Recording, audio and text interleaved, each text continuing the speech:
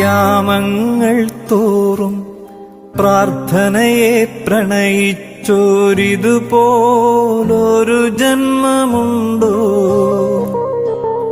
ഭോജ്യത്തെ കൈവിട്ടും ജപമുറിയിൽ ധ്യാനിച്ചും ജീവിതമിങ്ങനെയുണ്ടോ?